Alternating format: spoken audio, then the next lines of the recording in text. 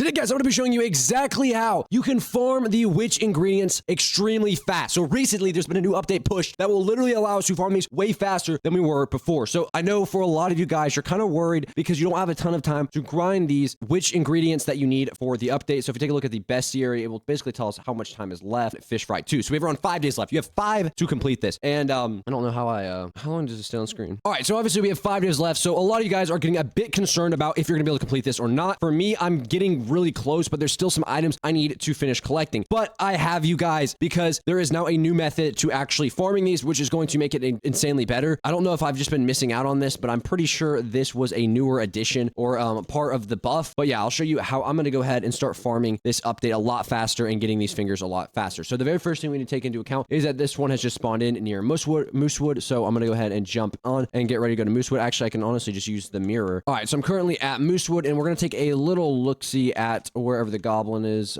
It's up there, I guess. So we're going to fly all the way up here and just check that out really quickly. So looks like he's in the lighthouse. So we're here at the top. Let me fly over to this guy really quickly. Oh, it looks like he's actually inside the tower. So I completely missed that. Want this ingredient? I will have to humiliate you. So normally you have to actually do it and then you have to kind of do some weird stuff. But there's actually a new goblin quests that have been added that are going to make this a lot easier. So let me just go ahead and complete this really quickly and then I'll kind of explain the new method. Now, I'm going to show you my full rotation cycling method and all of that. So do not worry. This is going to be very, very, very helpful here in a second. Once I just go ahead and complete this really quick. All right, so we just went ahead and completed it. And as you can see, when I click complete, I only get one witch ingredient or whatever this is called. And I obviously want to maximize this. So what I actually found out last night when I was grinding this for a bit is the longer you stay in game, at least this is from what I saw, the longer you stayed in game, you actually had a chance for them to the goblins to start spawning in and being able to give you more than one witch finger. So I stayed in for maybe around 20 minutes and I started to notice that the goblins would actually give me 3 options. I could go for 1 ingredient, 2 ingredients, or 3 ingredients. And basically, the more ingredients you go for, basically the longer you have to do the quest for. So if you had to walk 500 studs, you might have to walk 1,500 studs to get all 3 of them. But it's going to make it where you don't have to wait for them to all spawn in, which in turn is going to make it just a lot easier. Like it's genuinely going to be a lot better. So let me show you my rotation cycle method to get candy and witch hands or ingredients. So the very first thing I always do is I go over here and if I have any ones that I haven't turned in yet, I'll just go throw these in the bucket like this. And then boom, we got some more candy. Now the next thing we're going to do is while we're waiting for the next ones to spawn in, we're going to take our candy bucket and we're just going to go door to door with the candy bucket to every door possible. But obviously we're going to wait for more stuff to spawn in. If new stuff spawns in, like the new goblin, we go straight to the goblin. This is just a side thing to basically keep us occupied while we're waiting. That way we're not just sitting here and doing nothing, because getting this candy and these